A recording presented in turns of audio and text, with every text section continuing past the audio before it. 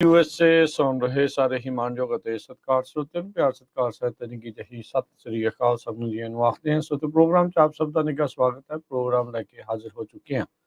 ਇਸ ਮੌਕੇ update America ਮੈਂ ਰਾਜਕਰਨਵੀਰ ਸਿੰਘ ਜੁੜ ਚੁੱਕੇ ਨੇ ਮੇਰੇ ਨਾਲ ਹਰਜੋਤ ਸਿੰਘ ਖਾਲਸਾ ਜੀ। ਸਵਾਗਤ ਹੈ, ਸਤਿ ਸ੍ਰੀ ਅਕਾਲ ਜੀ। ਸਤਿ ਸ਼੍ਰੀ ਅਕਾਲ, ਧੰਨਵਾਦ ਜੀ ਆਇਆਂ ਨੂੰ। ਪੰਜਾਬੀ ਰੇਡੀਓ ਯੂਐਸਏ ਦੇ ਜਿੰਨੇ ਵੀ ਸਰੋਤੇ ਸਾਡੇ ਸਾਰੇ ਹੀ AM ਸਟੇਸ਼ਨਸ, FM ਸਟੇਸ਼ਨ, ਘਰਾਂ ਦੇ ਵਿੱਚ ਰੇਡੀਓ ਸੈਟਸ ਦੇ ਰਾਹੀਂ, ਟੈਲੀਫੋਨ ਦੇ ਰਾਹੀਂ, ਫੇਸਬੁੱਕ, YouTube ਤੇ ਲਾਈਵ ਦੇਖ ਰਹੇ ਹੋ, ਸੁਣ ਰਹੇ ਹੋ, ਸਾਰਿਆਂ ਨੂੰ ਜੀ ਆਇਆਂ ਨੂੰ ਤੇ ਬਹੁਤ ਹੀ ਪਿਆਰ ਤੇ ਸਤਿਕਾਰ ਭਰੀ ਸਤਿ ਸ਼੍ਰੀ ਅਕਾਲ ਸਰੋਤਿਓ। ਅੱਜ ਨਵੰਬਰ ਦੀ 1 ਤਰੀਕ ਆ, ਦਿਨ ਮੰਗਲਵਾਰ ਆ। ਤੁਹਾਡੇ ਲਈ ਸਵੇਰ ਅਪਡੇਟ ਅਮਰੀਕਾ ਪ੍ਰੋਗਰਾਮ ਲੈ ਕੇ ਹਾਜ਼ਰ ਹੋਏ ਆ। ਸਾਡੇ ਅੱਜ ਦੇ ਪ੍ਰੋਗਰਾਮ ਦੇ ਸਪਾਂਸਰ ਨੇ ਖਾਲਸਾ ਇੰਸ਼ੋਰੈਂਸ ਏਜੰਸੀ, ਜਿਨ੍ਹਾਂ ਦੇ ਕੋਲੋਂ ਤੁਸੀਂ ਹਰ ਇੱਕ ਤਰੀਕੇ ਦੀ ਇੰਸ਼ੋਰੈਂਸ ਕਰਵਾ ਸਕਦੇ ਹੋ। ਇੰਸ਼ੋਰੈਂਸ ਬਾਰੇ ਪਤਾ ਕਰਨ ਲਈ ਕਾਲ ਕਰ ਸਕਦੇ ਹੋ 408 272 2500 4082722500। ਟੇਰਕੇਨਾ ਇਮੀਗ੍ਰੇਸ਼ਨ ਲਾ ਫਰਮ, ਇਮੀਗ੍ਰੇਸ਼ਨ ਦਾ ਹੋਵੇ ਕਿਸੇ ਵੀ ਤਰੀਕੇ ਦਾ ਕੰਮ, ਕਾਲ ਅਟਰਨੀ ਜੇ ਟੇਰਕੇਨਾ 415 909 0503। ਮਨਜੀਤ ਸਿੰਘ, ਨਰਿੰਦਰ ਕੌਰ ਕੁਲਾਰ, ਅਵਤਾਰ ਸਿੰਘ, ਮੰਜ਼ਲ Clovis, Satnam Singh, Amarjit Singh Dosanjh, Sunny Parewal, Yuba City, Paramjit Singh Deol, Fresno, Lakhvir Singh Samra, Texas, Jarnail Singh Johal, Harnek Singh Pawla, Renton, Washington, Onkar Singh Fresno, Major Singh Sidhu, Vinder Dhaliwal, Inderjit Kaur Dhaliwal, Bakersfield, Karamvir Singh Turlock, Harjit Singh Lathrop, Antelope, truck stop Burns, Wyoming, Karnail Singh Randhawa, Sacramento, Zander Group, ਜਿੱਥੋਂ ਤੁਸੀਂ ਹੋਮ ਲੋਨਸ, ਘਰ ਖਰੀਦਣਾ ਤੇ ਘਰ ਵੇਚਣ ਦੀਆਂ ਸਰਵਿਸਿਜ਼ ਲੈ ਸਕਦੇ ਹੋ। ਕਾਲ ਮੋਹਨ ਚੀਮਾ 5599052575। ਸਾਰਿਆਂ ਦਾ ਧੰਨਵਾਦ। ਜੇਕਰ ਤੁਸੀਂ ਜਾਂ ਕੋਈ ਹੋਰ ਕਾਰੋਬਾਰ ਇਸ ਪ੍ਰੋਗਰਾਮ ਨੂੰ ਸਪਾਂਸਰ ਕਰਨਾ ਚਾਹੁੰਦੇ ਹੋ, ਸੰਪਰਕ ਕਰ ਸਕਦੇ ਹੋ ਨੰਬਰ 408 722 7698 ਦੇ ਉੱਤੇ। ਜੀ, ਅੱਜ ਦੀਆਂ ਖਬਰਾਂ ਵੱਲ ਹੀ। ਖਬਰਾਂ ਤੋਂ ਪਹਿਲਾਂ ਸਰੋਤਿਆਂ ਨੂੰ ਯਾਦ ਹੋਊਗਾ ਵੀ ਕੱਲ 31 ਤਰੀਕ ਨੂੰ ਜਦੋਂ ਉੱਥੇ ਦੀ ਪ੍ਰਧਾਨ ਮੰਤਰੀ ਦਾ ਕਤਲ ਹੋਇਆ ਸੀ, ਕਿਉਂਕਿ ਉਸਨੇ ਦਰਬਾਰ ਸਾਹਿਬ ਅਕਾਲ ਤਖਤ ਸਾਹਿਬ ਤੇ ਅਟੈਕ ਕੀਤਾ ਸੀ। ਉਸ ਤੋਂ ਬਾਅਦ ਹਜ਼ਾਰਾਂ ਦੀ ਗਿਣਤੀ ਦੇ ਵਿੱਚ ਸਿੱਖਾਂ ਦਾ ਕਤਲੇਆਮ ਸ਼ੁਰੂ ਹੋ ਗਿਆ, ਸਿੱਖਾਂ ਦਾ ਜੈਨੋਸਾਈਡ ਸ਼ੁਰੂ ਹੋਇਆ ਪੂਰੇ ਭਾਰਤ ਦੇ ਵਿੱਚ। ਤੇ ਇਹ ਅੱਗੇ ਕਦੇ ਵੀ ਇਦਾਂ ਨਹੀਂ ਹੋਇਆ। ਇਹ ਤੋਂ ਪਹਿਲਾਂ ਮਹਾਤਮਾ ਗਾਂਧੀ ਦਾ ਕਤਲ ਹੋਇਆ, ਉਹਨੂੰ ਕਤਲ ਕਰਨ ਵਾਲਾ RSS ਦਾ ਹੀ ਬੰਦਾ ਸੀ, ਨਥੂਰਾਮ ਗੌਂਡਸੇ। ਕਿਸੇ RSS ਬੰਦੇ ਦਾ ਕਤਲ ਨਹੀਂ ਹੋਇਆ। ਤੇ ਇੰਦਰਾ ਗਾਂਧੀ ਦੇ ਕਤਲ ਤੋਂ ਬਾਅਦ ਰਾਜੀਵ ਗਾਂਧੀ ਦਾ ਕਤਲ ਵੀ 21 ਮਈ 1991 ਚ ਹੋਇਆ ਸੀ। ਉਸ ਨੂੰ ਮਾਰਨ ਵਾਲੇ ਤਾਮਲ ਸੀ, ਕਿਸੇ ਵੀ ਤਾਮਲ ਦਾ ਕਤਲੇਆਮ ਨਹੀਂ ਹੋਇਆ। ਸੋ ਸਿੱਖਾਂ ਦੇ ਨਾਲ ਜਾਣਬੁੱਝ ਕੇ ਸਿੱਖ ਕੌਮ ਨੂੰ ਖਤਮ ਕਰਨ ਦੇ ਲਈ ਕਤਲੇਆਮ ਕੀਤਾ। ਪੂਰਾ ਹਫ਼ਤਾ ਜਿਹੜਾ ਉੱਥੇ ਕਤਲੇਆਮ ਚੱਲਦਾ ਰਿਹਾ, ਕੱਲਾ ਦਿੱਲੀ ਦੇ ਵਿੱਚ ਨਹੀਂ, ਵੱਖ-ਵੱਖ ਇੰਡੀਆ ਦੇ ਸ਼ਹਿਰਾਂ ਦੇ ਵਿੱਚ। ਸੋ ਆਪਾਂ ਉਹ ਸਾਰੇ ਸ਼ਹੀਦਾਂ ਨੂੰ ਵੀ ਯਾਦ ਕਰਨਾ ਤੇ ਆਪਾਂ ਇਹ ਭੁੱਲਣਾ ਵੀ ਨਹੀਂ। ਤੇ ਆਪਾਂ ਸਾਰੇ, ਜਿਸ ਤਰ੍ਹਾਂ ਪ੍ਰਵੀਨ ਜੀ ਸਵੇਰੇ ਖਬਰਾਂ ਸਾਂਝੀਆਂ ਕਰਦੇ ਸੀ, ਕਈ ਸਿੱਖ ਹੀ ਇਹ ਕਹਿ ਦਿੰਦੇ ਵੀ ਜੀ ਉੱਥੇ ਉਹ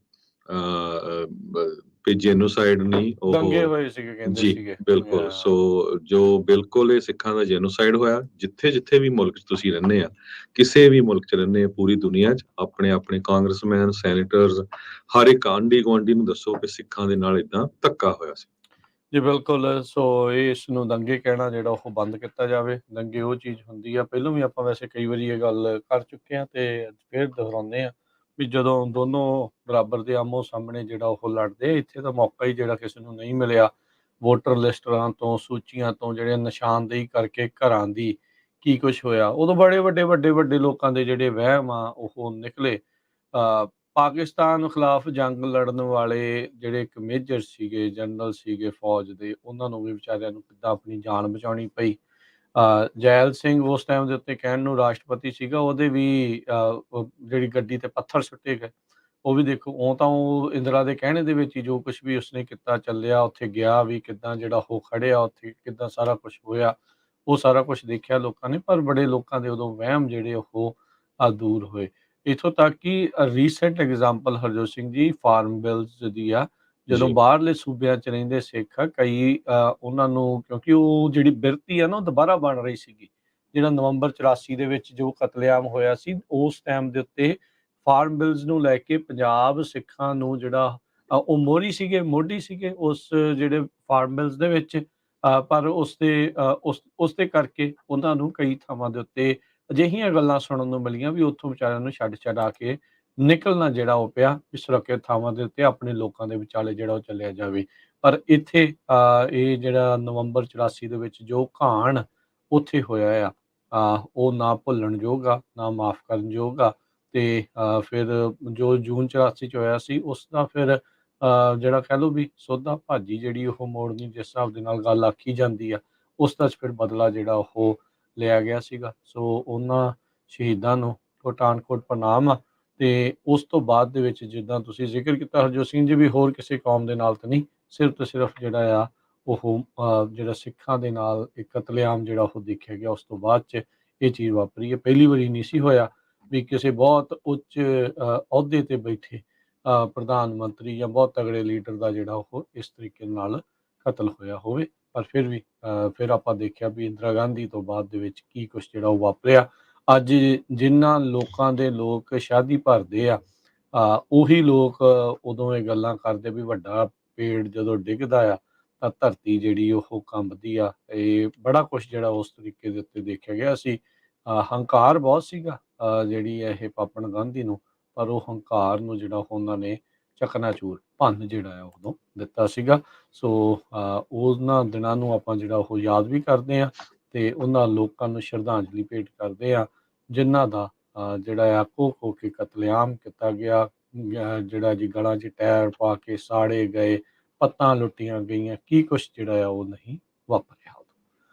ਅਗਲੀ ਖਬਰ ਵੱਲ ਆਈਏ। ਯੂਐਸ ਦੀ ਸੁਪਰੀਮ ਕੋਰਟ ਦੇ ਜਸਟਿਸ ਜੌਨ ਰੌਬਰਟਸ ਨੇ ਟੈਂਪਰੇਰਲੀ ਹਾਊਸ ਵੇਜ਼ ਤੇ ਮੇਨਸ ਕਮੇਟੀ ਨੇ ਇੱਕ ਜਿਹੜੀ ਰਿਕੁਐਸਟ ਪਾਈ ਸੀ ਪਈ ਫੈਡਰਲ ਇਨਕਮ ਟੈਕਸ ਰਿਟਰਨ ਜੋ ਪ੍ਰੈਜ਼ੀਡੈਂਟ ਡੋਨਲਡ ਟਰੰਪ ਹੋਣਾ ਦੇ ਆ ਉਹ IRS ਉਹਨਾਂ ਨੂੰ ਦੇਵੇ, ਉਹਦੇ ਉੱਤੇ ਉਹਨੇ ਟੈਂਪਰੇਰੀ ਬਲੌਕ ਲਾ ਦਿੱਤਾ ਹੈਗਾ। ਇਹ ਉਸ ਦਿਨ ਆਇਆ ਇੱਕ ਦਿਨ ਤੋਂ ਬਾਅਦ ਜਿਸ time emergency application supreme court ਦੇ ਵਿੱਚ ਜੋ ਪ੍ਰੈਜ਼ੀਡੈਂਟ ਟਰੰਪ ਦੇ ਲਾਇਰ ਆ ਉਹਨਾਂ ਨੇ ਫਾਈਲ ਕੀਤੀ ਸੀਗੀ।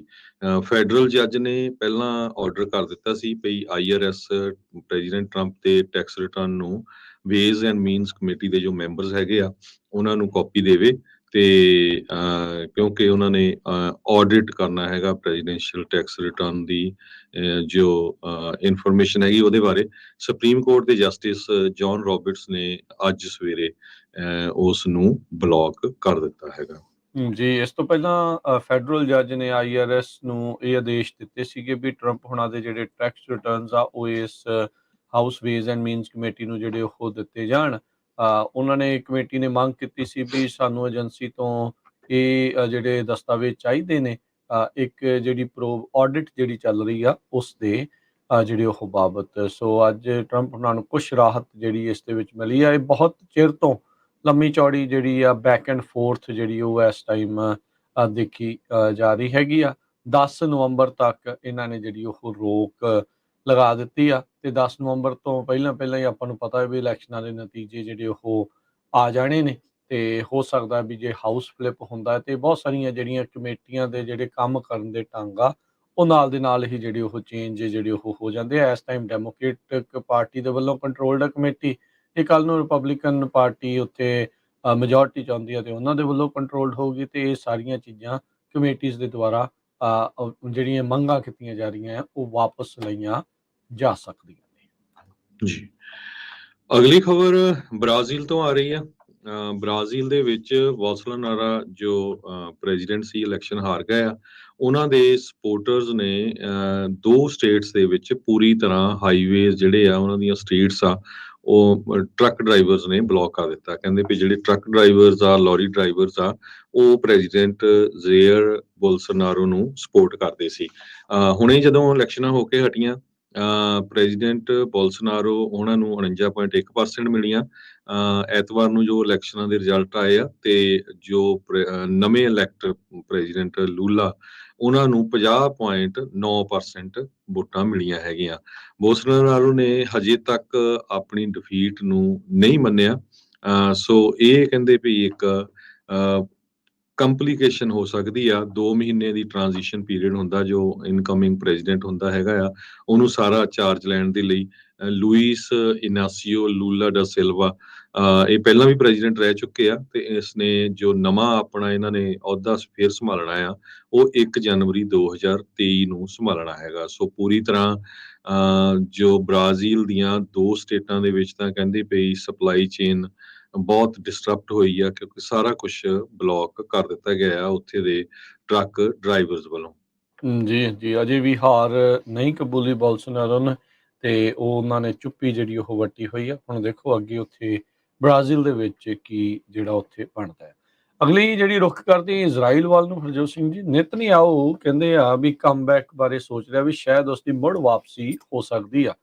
ਇਜ਼ਰਾਈਲ ਦੇ ਵਿੱਚ ਪਿਛਲੇ 4 ਸਾਲਾਂ ਦੇ ਵਿੱਚ 5ਵੀਂ ਵਾਰੀ ਇਲੈਕਸ਼ਨ ਜਿਹੜੀ ਆ ਉਹ ਹੋ ਸਕਦੀ ਆ। ਹੁਣ ਬਹੁਤ ਸਾਰੇ ਲੋਕ ਇਜ਼ਰਾਈਲੀਆਂ ਦੀ, ਯਹੂਦੀਆਂ ਦੀ ਜਿਹੜੀ ਆ ਉਹ ਜ਼ਰੂਰ ਉਦਾਹਰਨ ਦਿੰਦੇ ਆ ਵੀ ਉਹਨਾਂ ਨੇ ਇੱਦਾਂ ਕੀਤਾ, ਜੀ, ਉੱਦਾਂ ਕੀਤਾ, ਇਹ ਕੀਤਾ। ਇਹਨਾਂ ਨੂੰ ਹੁਣ 4 ਸਾਲ ਹੋ ਗਏ, ਅਜੇ ਤੱਕ ਇੱਕ ਪ੍ਰਧਾਨ ਮੰਤਰੀ ਬਣਾਉਣ ਦੇ ਵਿੱਚ, ਸਟੇਬਲ ਸਰਕਾਰ ਬਣਾਉਣ ਦੇ ਵਿੱਚ ਨਾਕਾਮਯਾਬ ਜਿਹੜੇ ਉਹ ਰਹੇ ਨੇ। ਪਿਛਲੇ ਕਹਿੰਦੇ ਵੀ 13 ਸਾਲਾਂ ਦੇ ਵਿੱਚ ਪਹਿਲੀ ਵਾਰੀ ਹੋਊਗਾ ਵੀ ਇਹ ਜਿਹੜਾ ਬੈਂਜਾਮਿਨ ਨੇਤਨਯਾਹੂ ਆ ਉਹ ਇਨਕੰਬੈਂਟ ਦੇ ਤੌਰ ਦੇ ਉੱਤੇ ਨਹੀਂ ਰਨ ਜਿਹੜਾ ਉਹ ਕਰੂਗਾ। ਬੀਬੀ ਦੇ ਨਾਂ ਕਰਕੇ ਜ਼ਿਆਦਾ ਜਿਹੜਾ ਆ ਬੈਂਜਾਮਿਨ ਨੇਤਨਯਾਹੂ ਦੁਨੀਆ ਭਰ ਦੇ ਵਿੱਚ ਜਾਣਿਆ ਜਾਂਦਾ ਆ। ਇਸ ਟਾਈਮ ਜਿਹੜੀ ਹਾਰਡ ਰਾਈਟ ਕੋਲੀਸ਼ਨ ਤੇ ਸੈਂਟਰਿਸਟ ਪਾਰਟੀ ਦਾ ਜਿਹੜਾ ਪ੍ਰਾਈਮ ਮਿਨਿਸਟਰ ਯੇਰ ਲਿਪਿਡ ਉਹ ਸਰਕਾਰ ਨੂੰ ਜਿਹੜਾ ਉਹ ਚਲਾ ਰਿਹਾ ਹੈ। ਇਸ ਦੇ ਉੱਤੇ ਭ੍ਰਿਸ਼ਟਾਚਾਰ ਦੇ ਤੇ ਹੋਰ ਕਈ ਤਰੀਕੇ ਦੇ ਜਿਹੜੇ ਦੋਸ਼ ਆ ਉਹ ਹਰਜੋਤ ਸਿੰਘ ਜੀ ਲੱਗਦੇ ਰਹੇ ਆ। ਤੇ ਲਗਾਤਾਰ ਬਾਰ-ਬਾਰ ਜਿਹੜੀਆਂ ਪੋਲਸ ਆ ਉੱਥੇ ਹੁੰਦੀਆਂ ਜਿਹੜੀਆਂ ਹੋ ਰਹੀਆਂ ਨੇ। ਸੋ 5ਵੀਂ ਇਲੈਕਸ਼ਨ 4 ਸਾਲਾਂ ਦੇ ਵਿੱਚ ਜਿਹੜੇ ਉਹ ਕਹਿਣਾ ਹੁੰਦਾ ਆ। ਹੁਣ ਇਹੀ ਹਰਜੋਤ ਸਿੰਘ ਜੀ ਦੇਖੋ, ਵੈਸਟਰਨ ਮੀਡੀਆ ਵੀ ਬੜਾ ਸ਼ੈਤਾਨ ਆ ਨਾ। ਜੇ ਇਹੀ ਕਿਤੇ ਕੋਈ ਹੋਰ ਜੇ ਮੁਲਕ ਕਹਿ 'ਚ ਲਓ ਵੀ ਹੁੰਦਾ। ਥਰਡ ਜੀ, ਵਰਲਡ ਦੇ ਵਿੱਚ ਹੋਣਾ, ਉਹਨਾਂ ਨੇ ਕਹਿਣਾ ਸੀ ਵੀ ਪੂਰੀ ਇਨਸਟੇਬਿਲਿਟੀ ਆ, ਪੋਲੀਟੀਕਲ ਟਰਮੋਇਲ ਚੱਲ ਰਿਹਾ। ਇੱਥੇ ਕਿਸੇ ਨੇ ਕੁਛ ਨਹੀਂ ਜਿਹੜਾ ਇਸ ਚੀਜ਼ ਦੇ ਬਾਬਤ ਜਿਹੜਾ ਉਹ ਕਹਿਣਾ, ਜਦ ਕਿ ਸਾਫ਼ ਨਜ਼ਰ ਆ ਰਿਹਾ ਹੈ ਵੀ ਬਹੁਤ ਵੱਡਾ ਜਿਹੜਾ ਸਿਆਸੀ ਤੌਰ ਦੇ ਉੱਤੇ ਕੋਈ ਸਟੇਬਿਲਿਟੀ ਨਹੀਂ ਆ, ਕੋਈ ਸਥਿਰਤਾ ਜਿਹੜੀ ਇਸ ਟਾਈਮ ਇਜ਼ਰਾਈਲ ਦੇ ਵਿੱਚ ਨਹੀਂ ਹੈਗੀ। ਬਾਰ-ਬਾਰ ਕੋਈ ਖੱਬਾ ਸੱਜੇ ਨਾਲ ਜੁੜ ਜਾਂਦਾ, ਸੱਜਾ ਖੱਬੇ ਨਾਲ, ਉੱਤੇ ਵਾਲਾ ਥੱਲੇ ਵਾਲੇ ਨਾਲ। ਸੋ ਇਹ ਕਈ ਕੁਛ ਉੱਥੇ ਚੱਲ ਰਿਹਾ, ਪਰ ਅਜੇ ਤੱਕ ਸਟੇਬਲ ਸਰਕਾਰ ਦੇਣ ਦੇ ਵਿੱਚ ਉੱਥੇ ਜਿਹੜੀ ਉਹ ਨਾਕਾਮਯਾਬੀ ਜਿਹੜੀ ਉਹ ਰਹੀ ਆ। ਸੋ ਇੱਥੋਂ ਇਹ ਵੀ ਆਪਾਂ ਨੂੰ ਸਬਕ ਜਿਹੜਾ ਆ ਕਈਆਂ ਨੂੰ ਮਿਲਣਾ ਚਾਹੀਦਾ ਹੈ ਵੀ ਆਪਾਂ ਕਈ ਵਾਰੀ ਦੂਜਿਆਂ ਦੇ ਵੱਲ ਐਵੇਂ ਜ਼ਿਆਦਾ ਤੱਕਦੇ ਰਹਿੰਦੇ, ਦੇਖਦੇ ਜੀ, ਰਹਿੰਦੇ ਵੀ ਖੌਰੇ ਬਹੁਤ ਜ਼ਿਆਦਾ ਆਪਣੇ ਤੋਂ ਬੈਟਰ ਨੇ, ਵਧੀਆ ਨੇ। ਜੀ, ਠੀਕ ਆ, ਉਹ ਆਪਣੀ ਥਾਂ ਤੇ ਵਧੀਆ ਹੋਣਗੇ, ਪਰ ਹੁਣ ਉਹ ਇਹ ਹਾਲਾਤ ਪਿਛਲੇ 4 ਸਾਲਾਂ 'ਚ ਕਲੀਅਰ ਹੀ ਆ ਵੀ ਉਹਨਾਂ ਦੀ ਕਿੰਨੀ ਕੁ ਜਿਹੜੀ ਸਿਆਸੀ ਤੌਰ ਦੇ ਉੱਤੇ ਸਮਝ ਆ ਤੇ ਕਿੰਨੀ ਕੁ ਸਿਆਸੀ ਤੌਰ ਦੇ ਉੱਤੇ ਜਿਹੜਾ ਉਹ ਸਟੇਬਿਲਿਟੀ ਆ, ਸਥਿਰਤਾ ਦੇ ਨਾਲ ਉੱਥੇ ਚੱਲ ਰਹੇ ਆ। ਸੋ ਹੁਣ ਦੇਖੋ ਨੇਤਨਯਾਹੂ ਮੁੜ ਦੁਬਾਰਾ ਆਉਂਦਾ ਆ ਜਾਂ ਮੌਜੂਦਾ ਜਿਹੜਾ ਉੱਥੇ ਦਾ ਪ੍ਰਧਾਨ ਮੰਤਰੀ ਆ ਉਹ ਇਲੈਕਸ਼ਨ ਦੇ ਵਿੱਚ ਜਿੱਤੇਗਾ। ਜੀ, ਬਿਲਕੁਲ। ਅਗਲੀ ਖਬਰ ਵੱਲ ਚਲੀਏ। ਯੂਐਸਏ ਦੀ ਸੁਪਰੀਮ ਕੋਰਟ ਕਹਿੰਦੇ ਪਈ ਲੀਨ ਕਰ ਰਹੀ ਆ towards ending affirmative action college admission ਦੇ ਸੰਬੰਧ ਦੇ ਵਿੱਚ, ਕਿਉਂਕਿ ਕੋਰਟ ਦੇ ਵਿੱਚ ਕੰਜ਼ਰਵੇਟਿਵ ਮੈਜੋਰਟੀ ਹੈਗੀ ਆ, ਤੇ ਉਹ ਇਸ ਇਸ਼ੂ ਨੂੰ ਰਿਮੂਵ ਕਰਨਾ ਚਾਹੁੰਦੇ ਆ, ਕਿਉਂਕਿ ਪਿਛਲੇ ਸਮੇਂ ਤੋਂ ਰੇਸ ਬੇਸਡ ਐਡਮਿਸ਼ਨ ਹੁੰਦੇ ਸੀ। ਮਿਨੋਰਟੀਜ਼ ਨੂੰ ਉੱਪਰ ਲਿਆਉਣ ਦੇ ਲਈ ਇਹ ਐਡਮਿਸ਼ਨ ਰਿਜ਼ਰਵੇਸ਼ਨ ਜਿੱਦਾਂ ਕਹਿ ਦਿੰਦੇ ਆਪਾਂ ਰੱਖੀ ਹੋਈ ਸੀਗੀ। ਕੱਲ ਜਦੋਂ ਹੀਅਰਿੰਗ ਹੋ ਰਹੀ ਸੀ ਤੇ ਕੁਛ ਜੋ ਜਸਟਿਸਿਸ ਆ ਉਹ ਕਾਫੀ ਸਖਤ ਨਜ਼ਰ ਆਏ ਇਸ ਅਫਰਮੇਟਿਵ ਐਕਸ਼ਨ ਦੇ against. So university of north Carolina ਤੇ ਹਾਰਵਰਡ ਯੂਨੀਵਰਸਿਟੀ ਦੇ ਸੰਬੰਧ ਦੇ ਨਾਲ ਇਹ ਕੇਸ ਸੁਪਰੀਮ ਕੋਰਟ ਦੇ ਵਿੱਚ ਗਿਆ ਹੋਇਆ ਹੈਗਾ ਆ। ਲਿਬਰਲ ਜਸਟਿਸਿਸ ਜਿਹੜੇ ਆ ਉਹ ਡਿਫੈਂਡ ਕਰ ਰਹੇ ਹੈਗੇ ਆ, ਕਹਿੰਦੇ ਵੀ ਮਿਨੋਰਟੀ ਦੇ ਲਈ ਇਹ ਬੈਟਰ ਹੈਗਾ ਰੇਸ ਐਡਮਿਸ਼ਨ ਦੇ ਲਈ ਯੂਨੀਵਰਸਿਟੀ ਦੇ ਵਿੱਚ। ਪਰ ਸੁਪਰੀਮ ਕੋਰਟ ਦੇ ਵਿੱਚ 6 ਦੇ ਮੁਕਾਬਲੇ 3 ਦੇ ਨਾਲ ਕੰਜ਼ਰਵੇਟਿਵ ਮੈਜੋਰਟੀ ਹੈਗੀ ਆ। ਸੋ ਕਹਿੰਦੇ ਵੀ ਰੂਲਿੰਗ ਜੂਨ ਮਹੀਨੇ ਦੇ ਵਿੱਚ ਆਣੀ ਆ। ਹੁਣ ਦੇਖਦੇ ਆ ਕਿੱਦਾਂ ਆ, ਪਰ ਜੋ ਇੰਡੀਕੇਸ਼ਨਸ ਆ ਰਹੀਆਂ ਹੈਗੀਆਂ ਉਹਦੇ ਸੰਬੰਧ ਦੇ ਨਾਲ ਲੱਗਦਾ ਆ ਵੀ ਜੋ ਰੇਸ ਬੇਸਡ ਐਡਮਿਸ਼ਨ ਆ ਉਹ ਖਤਮ ਹੋ ਜਾਊਗਾ। ਜੀ ਬਿਲਕੁਲ, ਉੱਥੇ ਜਿਹੜੇ ਨਵੇਂ ਬਣੇ ਸੁਪਰੀਮ ਕੋਰਟ ਦੇ ਜਿਹੜੇ ਜਸਟਿਸ ਆ ਕੇਤਨ ਜੀ ਬਰਾਊਨ, ਉਹਨਾਂ ਨੇ ਵੀ ਸਵਾਲ ਚੱਕਿਆ ਵੀ ਜਿਹੜੇ ਇਸ ਟਾਈਮ ਜਿਹੜੀ ਐਲੂਮਨਾਈ ਜਾਂ ਅਮੀਰ ਲੋਕਾਂ ਦੇ ਲਈ ਰਾਹ ਇੱਕ ਉੱਥੇ ਰੱਖਿਆ ਗਿਆ ਆ ਵੀ ਲੈਗੇਸੀ ਜਿਸਨੂੰ ਐਡਮਿਸ਼ਨਸ ਕਹਿੰਦੇ ਆ, ਉਹਨਾਂ ਨੇ ਸਵਾਲ ਚੁੱਕਿਆ ਵੀ ਇਹਦੇ ਨਾਲੋਂ ਕਿੱਦਾਂ ਜਿਹੜਾ ਉਹ ਡਿਫਰੈਂਟ ਜਿਹੜਾ ਉਹ ਹੈਗਾ ਆ ਵੀ ਜੇ ਇੱਕ ਚੀਜ਼ ਇਹ ਬੰਦ ਕਰਨੀ ਹੈ ਤਾਂ ਇਹਦਾ ਮਤਲਬ ਕੀ ਉਸ ਨੂੰ ਵੀ ਜਿਹੜਾ ਉਹ ਬੰਦ ਕੀਤਾ ਜਾਣਾ ਚਾਹੀਦਾ, ਕਿਉਂਕਿ ਆਪਾਂ ਇਹ ਦੇਖਦੇ ਹਾਂ ਵੀ ਜਿਹੜੇ ਉਹ ਐਲੂਮਨਾਈ ਆ ਜਾਂ ਅਮੀਰ ਆ ਉਹ ਆਪਣੇ ਨਿਆਣਿਆਂ ਦੇ ਲਈ ਇੱਕ ਹਿਸਾਬ ਦੇ ਨਾਲ ਇਹ ਯਕੀਨੀ ਬਣਾ ਲੈਂਦੇ ਨੇ ਵੀ ਸਮਹਾਓ ਉਹਨਾਂ ਦੇ ਬੱਚੇ ਇਹਨਾਂ ਵੱਡੇ ਕਾਲਜਾਂ ਦੇ ਵਿੱਚ, ਸਕੂਲਾਂ ਦੇ ਵਿੱਚ ਜਿਹੜੇ ਆ ਉਹ ਪੜ੍ਹ ਸਕਣ। ਸੋ ਇਹ ਇੱਕ ਨਵਾਂ ਫੋਰ ਫਰੰਟ ਦੇ ਉੱਤੇ ਮੁੱਦਾ ਜਿਹੜਾ ਇਸ ਟਾਈਮ ਬਣ ਚੁੱਕਾ ਆ। ਆਪਾਂ ਦੱਸ ਹੀ ਰਹੇ ਹਾਂ ਵੀ ਸੁਪਰੀਮ ਕੋਰਟ ਦੇ ਵਿੱਚ ਬੜੇ ਅਹਿਮ ਫੈਸਲੇ ਆ ਆਉਣ ਵਾਲੇ ਸਮੇਂ ਦੇ ਵਿੱਚ ਜਿਹੜੇ ਉਹ ਆ ਰਹੇ ਆ, ਆਲਰੇਡੀ ਕਿੰਨੇ ਆ ਚੁੱਕੇ ਆ ਤੇ ਆਉਣ ਵਾਲੇ ਸਮੇਂ ਦੇ ਵਿੱਚ ਜਿਹੜੇ ਉਹ ਆਉਂਦੇ ਰਹਿਣਗੇ। ਸੋ ਅਫਰਮੇਟਿਵ ਜਿਹੜੀ ਇਹਨਾਂ ਨੇ ਸਕੂਲ ਦੇ ਵਿੱਚ ਐਡਮਿਸ਼ਨਸ ਆ ਉਸ ਨੂੰ ਲੈ ਕੇ ਹੁਣ ਨਵਾਂ ਜਿਹੜਾ ਇਸ ਟਾਈਮ ਚਰਚਾ ਜਿਹੜੀ ਉਹ ਪੂਰੀ ਤਰ੍ਹਾਂ ਚੱਲ ਰਹੀ ਹੈਗੀ ਆ। ਤੇ ਸੋ ਕਹਿੰਦੇ ਵੀ ਜੇ ਅਫਰਮੇਟਿਵ ਐਕਸ਼ਨ ਖਤਮ ਹੁੰਦਾ ਹੈਗਾ ਤੇ ਕਾਲੇ ਮੂਲ ਦੇ ਲੋਕ ਤੇ ਹਿਸਪੈਨਿਕ ਮੂਲ ਦੇ ਲੋਕ ਉਹਨਾਂ ਦੀ ਜੋ ਇਨਰੋਲਮੈਂਟ ਆ ਯੂਨੀਵਰਸਿਟੀਜ਼ ਦੇ ਵਿੱਚ ਉਹ ਘਟ ਜਾਊਗੀ। ਤੇ ਇਹ ਹੁਣ ਦੇਖਦੇ ਆ, ਇਹ ਕਾਫੀ ਵੱਡਾ ਇਸ਼ੂ ਪਿਛਲੇ ਕਈ ਸਾਲਾਂ ਦਾ ਬਣਿਆ ਹੋਇਆ ਜੀ। ਅਗਲੀ ਜਿਹੜੀ ਹਰਜੋਤ ਸਿੰਘ ਜੀ ਕੁਛ ਇਕਨੋਮੀ ਨੂੰ ਲੈ ਕੇ ਸੰਬੰਧਿਤ ਗੱਲਾਂ ਜੇ ਆਪਾਂ ਕਰਦੇ ਜਾਈਏ, ਸਤੰਬਰ ਮਹੀਨੇ ਦੇ ਵਿੱਚ ਜੌਬ ਓਪਨਿੰਗਸ ਆ ਕਹਿੰਦੇ ਆ ਉਹ ਸਰਜ ਹੋਈਆਂ ਯਾਨੀ ਕਿ ਵਧੀਆਂ। ਫੈਡਰਲ ਜਿਹੜੀ ਫੈਡ ਆ ਉਹ ਸੋਚ ਰਿਹਾ ਸੀਗਾ ਵੀ ਜਿਹੜੀ ਲੇਬਰ ਮਾਰਕੀਟ ਆ ਉਹ ਥੋੜੀ ਕੂਲ ਜਿਹੜੀ ਉਹ ਹੋਊਗੀ, ਪਰ ਡਾਟਾ ਜਿਹੜਾ ਇਹ ਦੱਸ ਰਿਹਾ ਵੀ ਹਰ ਇੱਕ ਜੌਬ ਦੇ ਹਰ ਇੱਕ ਜਾਣੇ ਦੇ ਲਈ ਜਿਹੜੇ ਅਨਇੰਪਲੋਇਡ ਇਸ ਟਾਈਮ ਬੰਦਾ ਹੈ ਉਹਦੇ ਲਈ 1.9 ਜੌਬ ਓਪਨਿੰਗਸ ਯਾਨੀ ਕਿ ਦੁਗਣੀਆਂ, ਇੱਕ ਦੇ ਮੁਕਾਬਲੇ 2 ਜੌਬਾਂ ਇੱਕ ਨੂੰ ਕਰਨ ਦੇ ਲਈ ਅਜੇ ਵੀ ਉਪਲਬਧ ਨੇ। ਇੰਪਲੋਇਮੈਂਟ ਓਪਨਿੰਗਸ ਉਸ ਮਹੀਨੇ ਦੇ ਵਿੱਚ 10.72 ਮਿਲੀਅਨ ਜਿਹੜੀਆਂ ਆ ਉਹ ਰਹੀਆਂ ਆ। ਐਸਟੀਮੇਟ ਜਿਹੜੀ ਉਹ ਲਾਈ ਗਈ ਸੀ 9.85 ਮਿਲੀਅਨ ਦੀ, ਸੋ ਉਹਦੇ ਨਾਲੋਂ ਤਕਰੀਬਨ 1 ਮਿਲੀਅਨ ਵੱਧ ਜੌਬ ਓਪਨਿੰਗਸ ਜਿਹੜੀਆਂ ਰਹੀਆਂ ਨੇ।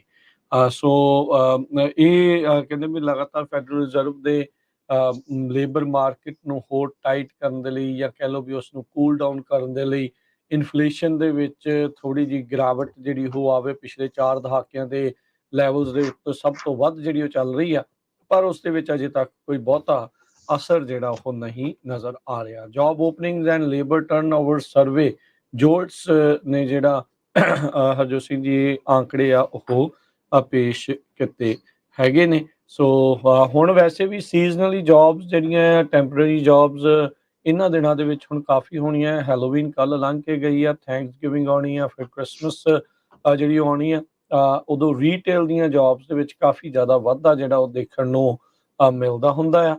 ਤੇ ਬੱਚੇ ਵੀ ਲੋਕ ਵੀ ਸਾਰੇ ਜਾਣੇ ਮਲਟੀਪਲ ਜੌਬਸ ਦੇ ਵਿੱਚ ਉਹਨਾਂ ਨੂੰ ਜਿਹੜੀ ਆ ਆਪਸ਼ਨਸ ਜਿਹੜੀਆਂ ਉਹ ਰਹਿੰਦੀਆਂ। ਸੋ ਹੁਣ ਦੇਖੋ ਅੱਗੇ ਕੀ ਬਣਦਾ ਆ।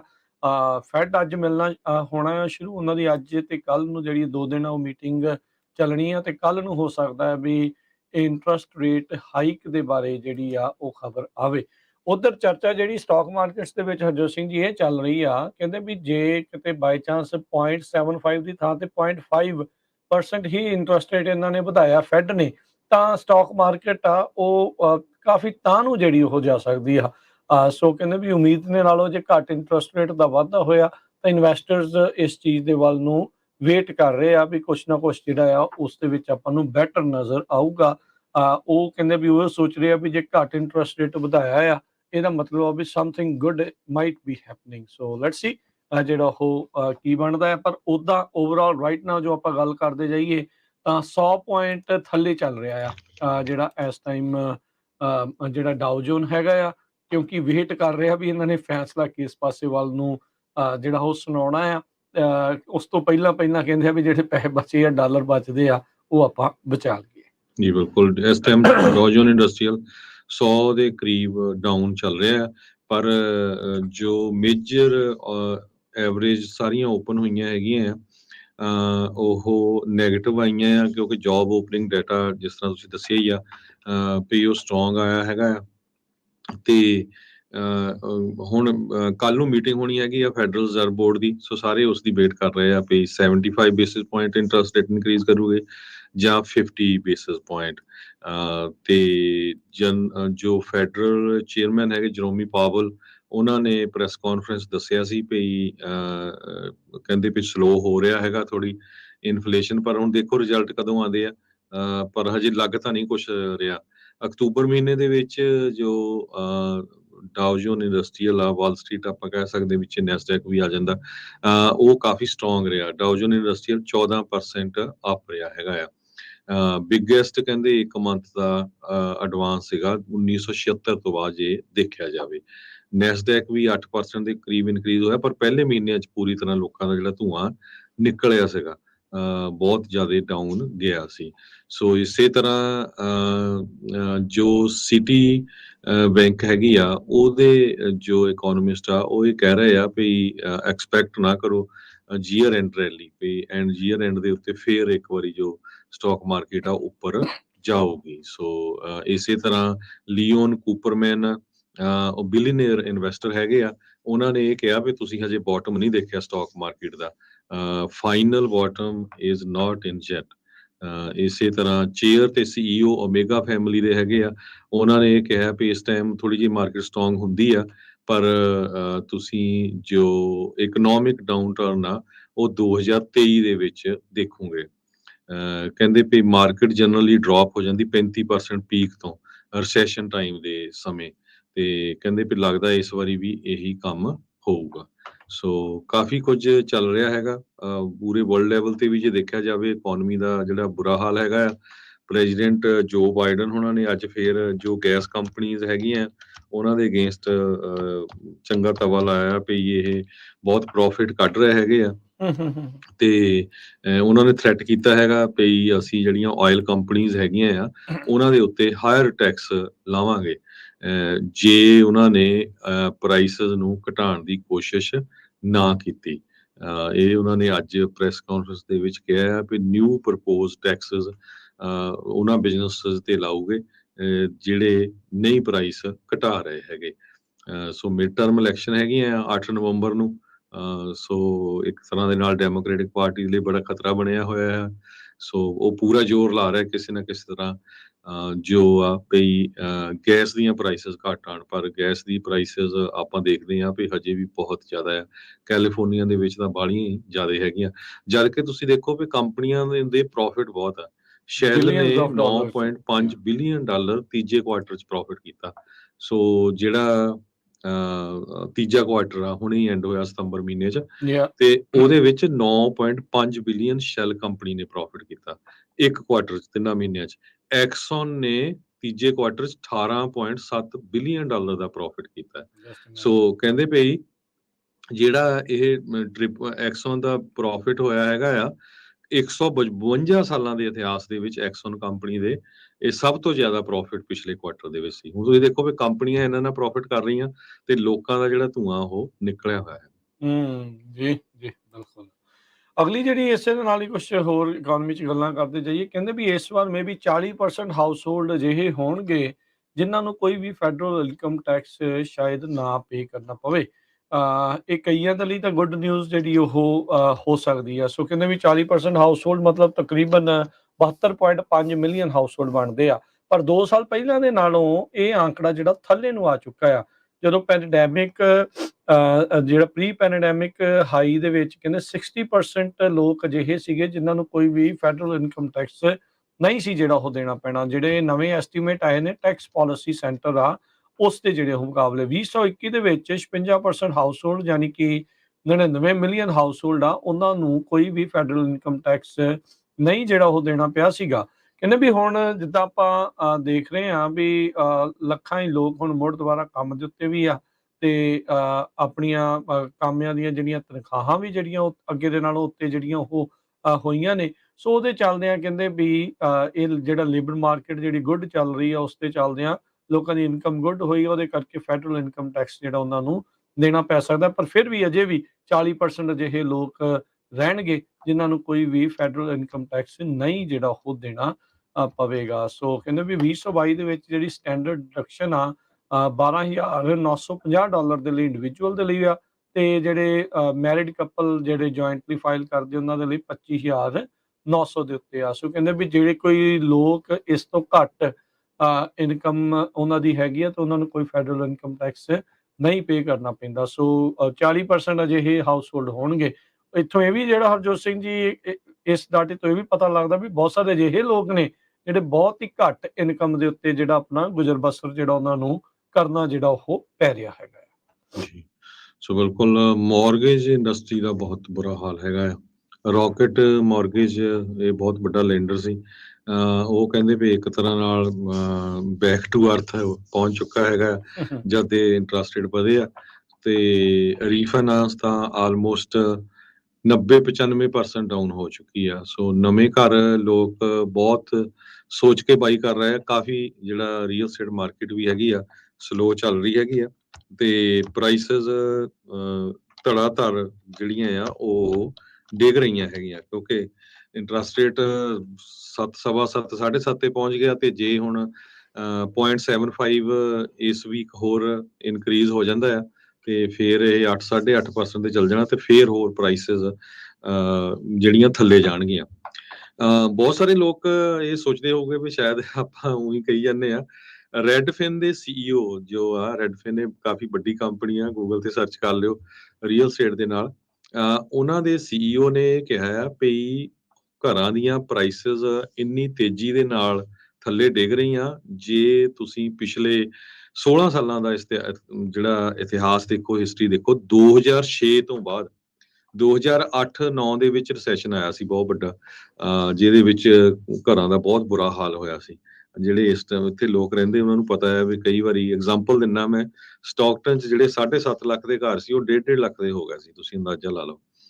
ਤੇ ਮਾਊਂਟਨ ਹਾਊਸ 'ਚ ਇਦਾਂ ਹੀ ਸੀ, ਤੇ ਹੁਣ ਉਹੀ ਘਰ ਜਿਹੜੇ ਆ 1.5 ਮਿਲੀਅਨ ਦੇ ਫੇਰ ਹੋਏ ਆ।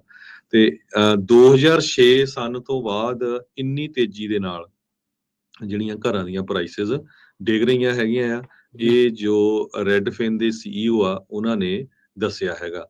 ਜ਼ੀਲੋ ਕੰਪਨੀ ਨੇ ਆਪਾਂ ਪਿਛਲੇ ਹਫਤੇ ਵੀ ਦੱਸਿਆ ਸੀ ਵੀ ਕਿਸ ਤਰ੍ਹਾਂ ਆਪਣੇ ਕਾਫੀ ਵੱਡੀ ਜਿਹੜੀ ਉਹਨਾਂ ਦੀ ਵਰਕਫੋਰਸ ਆ ਉਸ ਨੂੰ ਲੇ ਆਫ ਕਰ ਦਿੱਤਾ ਹੈਗਾ ਆ। ਸੋ ਕਿਉਂਕਿ ਉਹ ਇਦਾਂ ਦੀਆਂ ਕੰਪਨੀਆਂ ਜਿਹਦੇ ਵੱਲ ਦੇਖ ਕੇ ਤੁਸੀਂ ਦੇਖਦੇ ਜੀ ਸਾਡੀ ਘਰ ਦੀ ਪ੍ਰਾਈਸ ਕਿੱਥੇ ਕਾ, ਐਕਚੁਅਲ ਪ੍ਰਾਈਸ ਕੀ ਆ, ਨੇਬਰਹੁੱਡ 'ਚ ਘਰ ਕਿੰਨੇ ਕੁ ਦੇ ਵਿਕ ਰਹੇ ਆ। ਜ਼ੀਲੋ ਦੇ ਉੱਤੇ ਤਾਂ ਬਹੁਤ ਸਾਰੇ ਚਾਰजेस ਵੀ ਲੱਗੇ ਸੀ ਵੀ ਇਹ ਜਾਣ ਕੇ ਇਨਫਲੇਟ ਕਰ ਰਹੇ ਹੈਗੇ ਆ ਕਈ ਏਰੀਏ ਦੇ ਵਿੱਚ, ਕਿਉਂਕਿ ਉਹਨਾਂ ਨੇ ਖੁਦ ਬਹੁਤ ਸਾਰੀਆਂ ਪ੍ਰਾਪਰਟੀਆਂ ਬਾਈ ਕੀਤੀਆਂ ਸੀਗੀਆਂ। ਬਾਅਦ ਦੇ ਵਿੱਚ ਉਹਨਾਂ ਨੇ ਜੋ ਪ੍ਰਾਪਰਟੀਆਂ ਸੈੱਲ ਕਰਨੀਆਂ ਵੀ ਸ਼ੁਰੂ ਕਰ ਦਿੱਤੀਆਂ। ਪਿਛਲੇ 2 ਸਾਲਾਂ ਦੇ ਦੌਰਾਨ ਬਹੁਤ ਸਾਰੇ ਲੋਕਾਂ ਨੇ ਫਲਿੱਪਰਸ ਜਿਹੜੇ ਘਰ ਖਰੀਦਦੇ ਆ ਉਹਨੂੰ ਫਿਰ ਫਿਕਸ ਫੁਕਸ ਕਰਕੇ ਫਿਰ ਵੇਚ ਦਿੰਦੇ ਆ, ਕਾਫੀ ਪ੍ਰੋਫਿਟ ਉਹਨੇ ਖੱਟਿਆ। ਸੋ ਉਹ ਹੁਣ ਫਲਿੱਪਰ ਬਹੁਤ ਬੁਰੀ ਤਰ੍ਹਾਂ ਫਸੇ ਆ। ਜਿਹੜੀਆਂ ਪ੍ਰਾਪਰਟੀਆਂ ਉਹਨਾਂ ਦੀਆਂ ਨਹੀਂ ਵਿਕੀਆਂ ਤੇ ਉਹ ਹੁਣ ਸੇਲ ਤੇ ਲੱਗੀਆਂ, 2-2 ਮਹੀਨੇ ਹੋ ਗਏ, $50,000 ਲੱਖ ਡਾਲਰ ਤੱਕ ਵੀ ਜੋ ਪ੍ਰਾਈਸਿਸ ਆ ਘਰਾਂ ਦੀਆਂ ਉਹ ਘਟਾ ਰਹੇ ਆ, ਪਰ ਹਜੇ ਵੀ ਕੋਈ ਆਫਰਸ ਨਹੀਂ ਆ ਰਹੀ ਹੈਗੀ। ਸੋ ਬਹੁਤ ਹੀ ਇੱਕ ਤਰ੍ਹਾਂ ਨਾਲ ਆਪਾਂ ਕਹਿ ਸਕਦੇ ਡੈਡ ਹੀ ਆ ਕੰਮ ਨਹੀਂ ਰੀਅਲ ਸਟੇਟ ਬਿਲਕੁਲ ਦਾ ਜੀ। ਜੇ ਦੇਖਿਆ ਜਾਵੇ। ਸੋ ਅਗਲੀ ਜਿਹੜੀ ਗੱਲ ਇਸੇ ਦੇ ਨਾਲ ਇਕਨੋਮੀ ਦੇ ਨਾਲ ਸੰਬੰਧਿਤ ਗੱਲ ਕਰਦੇ ਜਾਈਏ, ਟ੍ਰੈਜਰੀ ਡਿਪਾਰਟਮੈਂਟ ਨੇ ਜਿਹੜੇ ਸੀਰੀਜ਼ ਆਈ ਦੇ ਜਿਹੜੇ ਬੌਂਡ ਆ ਉਹ ਵੇਚਦੇ ਆ, ਕਦ ਤੋਂ ਵੇਚ ਰਹੇ 1998 ਤੋਂ ਜਿਹੜਾ ਉਹ ਸੈੱਲ ਕਰਦੇ ਆ, ਤੇ ਕਹਿੰਦੇ ਵੀ ਉਸ ਦੇ ਅਗਲੇ 6 ਮਹੀਨਿਆਂ ਦੇ ਲਈ ਨਵਾਂ ਰੇਟ ਜਿਹੜਾ ਉਹਨਾਂ ਨੇ ਐਲਾਨ ਕੀਤਾ ਆ 6.89 6.89% ਦੇ ਉੱਤੇ ਜਿਹੜਾ ਇਹਨਾਂ ਨੇ ਇਹ ਕੀਤਾ ਆ। ਸੋ ਕਹਿੰਦੇ ਅਪ੍ਰੈਲ 2023 ਤੱਕ ਇਸ ਰੇਟ ਦੇ ਉੱਤੇ ਇਹ ਜਿਹੜੇ ਸੀਰੀਜ਼ ਆਈ ਬੌਂਡਸ ਆ ਉਹਨਾਂ ਨੂੰ ਵੇਚਣਗੇ। ਕਹਿੰਦੇ ਵੀ ਇਹ ਯੂਜਲੀ ਇਸ ਨੂੰ ਇਨਫਲੇਸ਼ਨ ਪ੍ਰੋਟੈਕਟਡ ਤੇ ਰਿਸਕ ਫ੍ਰੀ ਐਸਟ ਦੇ ਵਜੋਂ ਜਿਹੜਾ ਉਹ ਦੇਖਿਆ ਜਾਂਦਾ। ਅੱਜ ਹੀ ਜਿਹੜਾ US ਡਿਪਾਰਟਮੈਂਟ ਆਫ ਟ੍ਰੈਜਰੀ ਨੇ ਇਹ ਅਨਾਉਂਸ ਜਿਹੜਾ ਆ ਉਹ ਕੀਤਾ ਹੈਗਾ ਆ। ਕਹਿੰਦੇ ਵੀ ਕਿਸੇ ਟਾਈਮ ਦੇ ਉੱਤੇ ਇਹਨਾਂ ਦਾ ਈਅਰਲੀ ਰੇਟ ਜਦੋਂ ਮਈ ਤੱਕ ਆਫਰ ਕਰ ਰਹੇ ਸੀ 9.6% ਦੇ ਉੱਤੇ ਵੀ ਜਿਹੜਾ ਉਹ ਸੀਗਾ। ਸੋ 1998 ਦੇ ਵਿੱਚ ਇਹ ਅਨਾਉਂਸ ਕੀਤੇ ਗਏ ਸੀ, ਇੰਟਰੋਡਿਊਸ ਜਿਹੜੇ ਉਹ ਕੀਤੇ ਗਏ ਸੀਗੇ। ਕਹਿੰਦੇ ਵੀ ਅੱਜ ਦੇ ਯੁੱਗ ਦੇ ਵਿੱਚ 6.89% ਵੀ ਜਿਹੜਾ ਉਹ ਗੁੱਡ ਅਮਾਉਂਟ ਜਿਹੜਾ ਉਹ ਮੰਨਿਆ ਜਾਂਦਾ ਆ। ਇਹਨਾਂ ਦੀਆਂ ਕਿਆਸ ਰਹੀਆਂ ਸੀਗੀਆਂ ਵੀ 6.48 ਤੱਕ ਹੋਊਗਾ, ਪਰ ਉਹਦੇ ਨਾਲੋਂ ਵੀ 0.5% ਜਿਹੜਾ ਉਹ ਵੱਧ ਇੰਟਰਸਟ ਰੇਟ ਜਿਹੜਾ ਇਹਨਾਂ ਨੇ ਇਸ ਦੇ ਉੱਤੇ ਰੱਖਿਆ ਹੈਗਾ ਆ। ਤੁਸੀਂ ਕਹਿੰਦੇ ਵੀ ਬਾਏ ਕਰ ਸਕਦੇ ਆ, ਪਰ $10,000 ਜਿਹੜੇ ਇੱਕ ਕੈਲੰਡਰ ਈਅਰ ਦੇ ਵਿੱਚ ਇੱਕ ਇੰਡੀਵਿਜੂਅਲ ਦੇ ਲਈ ਉਨੇ ਹੀ ਜਿਹੜੇ ਮੈਕਸਿਮਮ ਆ ਉਹ ਤੁਸੀਂ ਬਾਏ ਕਰ ਸਕਦੇ ਹੁੰਦੇ ਆ। ਸੋ ਟ੍ਰੈਜਰੀ ਡਾਇਰੈਕਟ ਨੇ ਹੁਣ ਤੱਕ 1 ਨਵੰਬਰ ਤੋਂ ਲੈ ਕੇ ਹੁਣ ਤੱਕ $27 ਬਿਲੀਅਨ ਦੇ ਜਿਹੜੇ ਸੀਰੀਜ਼ ਆਈ ਜਿਹੜੇ ਬੌਂਡ ਆ ਉਹ ਵੇਚੇ ਨੇ, ਤੇ ਅੱਜ ਜਿਹੜਾ ਆ ਉਹ ਇਹਨਾਂ ਨੇ ਮੇਕ ਓਵਰ ਇਸ ਦਾ ਜਿਹੜਾ ਉਹ ਕੀਤਾ ਹੈਗਾ ਆ। ਸੋ ਕਾਫੀ ਲੋਕ ਜਿਹੜਾ ਵੇਚਦੇ ਇਸ ਨੂੰ ਬਾਏ ਕਰਦੇ, ਕਹਿੰਦੇ ਵੀ ਇਹਦੀ ਡਾਊਨਸਾਈਡ ਇੱਕ ਇਹੀ ਆ ਵੀ ਤੁਸੀਂ ਜੇ ਇਹਦੇ ਵਿੱਚ ਮਨੀ ਐਡ ਕਰਦੇ ਤੇ 1 ਸਾਲ ਤੱਕ ਤੁਸੀਂ ਕਢਾ ਨਹੀਂ ਸਕਦੇ। ਸੋ ਜੇ ਤੁਸੀਂ ਗੁੱਡ ਇੰਟਰਸਟ ਰੇਟ ਚਾਹੁੰਦੇ ਆ, ਤੁਹਾਡੇ ਕੋਲ ਹੈਗੇ ਆ ਗੁੱਡ ਅਮਾਊਂਟ ਆਫ ਮਨੀ ਪਈ ਆ, ਤਾਂ ਫਿਰ ਕਹਿੰਦੇ ਵੀ ਇਹ ਗੁੱਡ ਆਪਸ਼ਨ ਉਹਨਾਂ ਦੇ ਲਈ ਜਿਹੜੀ ਉਹ ਰਹਿੰਦੀ ਆ ਜੀ। ਸੋ ਇਸੇ ਤਰ੍ਹਾਂ ਜੇ ਹੋਮ ਬਿਲਡਰਸ ਦੀ ਗੱਲ ਕਰਦੇ ਜਾਈਏ, ਹੋਮ ਬਿਲਡਰਸ ਵੀ ਇਸ ਟਾਈਮ ਬਹੁਤ ਸ਼ੌਕ ਦੇ ਵਿੱਚ ਹੈਗੇ ਆ।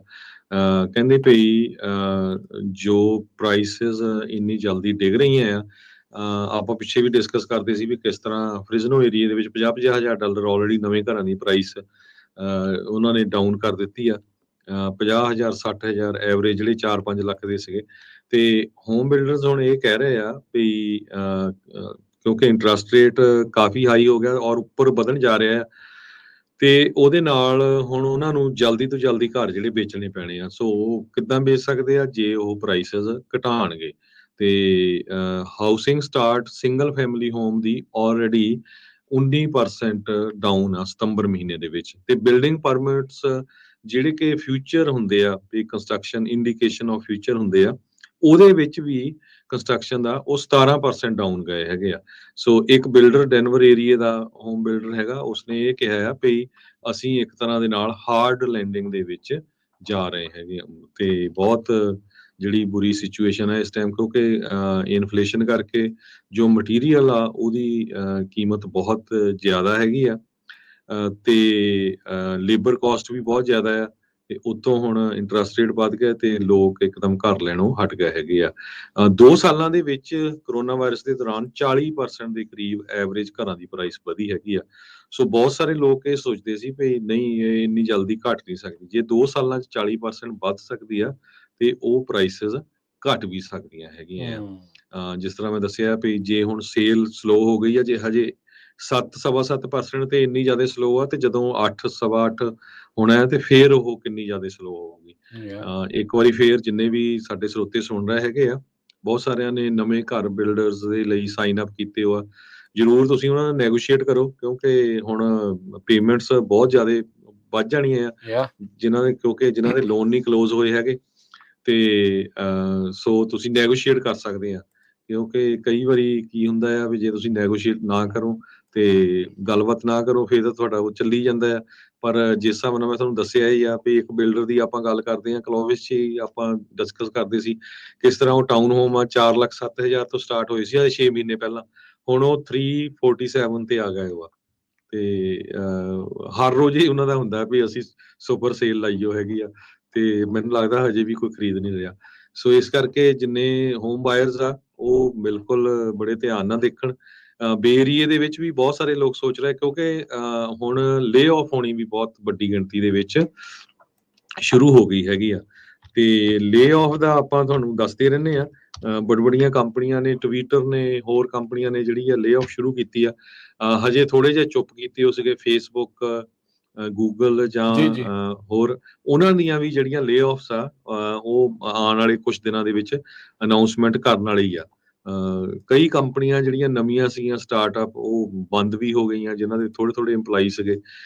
ਜੇ ਤੁਸੀਂ ਆਪਾਂ ਹਮੇਸ਼ਾ ਦੱਸਦੇ ਆਨੇ ਆ ਤੁਹਾਨੂੰ layoff.fyi ਇਹ ਵੈਬਸਾਈਟ ਤੇ ਜਾ ਕੇ ਦੇਖੋ ਕਿ ਹਰ ਰੋਜ਼ ਦੀਆਂ ਕਿੰਨੀਆਂ ਕੰਪਨੀਆਂ ਜਿਹੜੀਆਂ ਆ ਉਹਨਾਂ 'ਚ ਲੋਕ ਲੇ ਆਫ ਹੋ ਰਹੇ ਹੈਗੇ।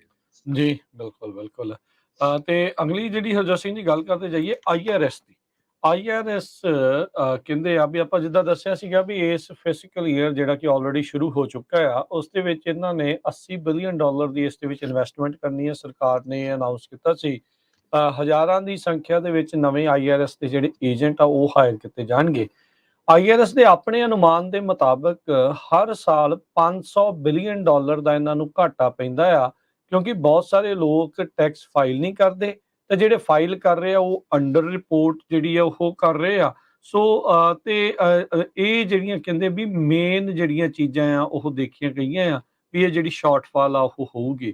ਸੋ ਆਉਣ ਵਾਲੇ 10 ਸਾਲਾਂ 'ਚ $80 ਬਿਲੀਅਨ ਦੀ ਇਸ ਦੀ ਇਨਵੈਸਟਮੈਂਟ ਦੇ ਵਿੱਚ IRS ਕੋਸ਼ਿਸ਼ ਕਰ ਰਿਹਾ ਵੀ ਇਸ ਦੇ ਵਿੱਚੋਂ ਵੱਧ ਤੋਂ ਵੱਧ ਜਿਹੜੇ ਓਲਡ ਟੈਕਸਿਸ ਹੁੰਦੇ ਆ, ਜਿੰਨੇ ਵੀ ਲੋਕ ਜਾਂ ਬਿਜ਼ਨਸਿਸ ਉਹਨਾਂ ਨੂੰ ਉਹ ਚਾਹੁੰਦੇ ਆ ਵੀ ਉਹ ਦਿੱਤੇ ਉਹਨਾਂ ਦੇ ਬਣਦੇ ਆ ਵੀ ਉਹ ਦੇਣ, ਤਾਂ ਉਹਦੇ ਲਈ ਨਵੇਂ ਏਜੰਟਸ ਆ ਉਹ ਹਾਇਰ ਕਰ ਰਹੇ ਆ। ਕਹਿੰਦੇ 2014 ਤੋਂ 2016 ਦੇ ਦਰਮਿਆਨ ਇਹ ਜਿਹੜਾ ਮਲਟੀ ਬਿਲੀਅਨ ਡਾਲਰ ਗੈਪ ਆ ਲਗਾਤਾਰ ਵੱਧਦਾ ਹੀ ਜਿਹੜਾ ਆ ਉਹ ਰਿਹਾ ਆ।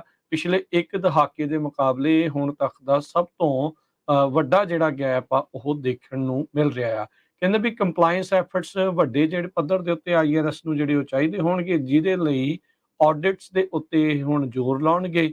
ਲੇਟ ਪੇਮੈਂਟਸ ਉਹ ਸਾਰੀਆਂ ਚੀਜ਼ਾਂ ਨੂੰ ਕਹਿੰਦੇ ਆ ਵੀ ਇਹ ਕੋਸ਼ਿਸ਼ ਹੈਗੀ ਆ।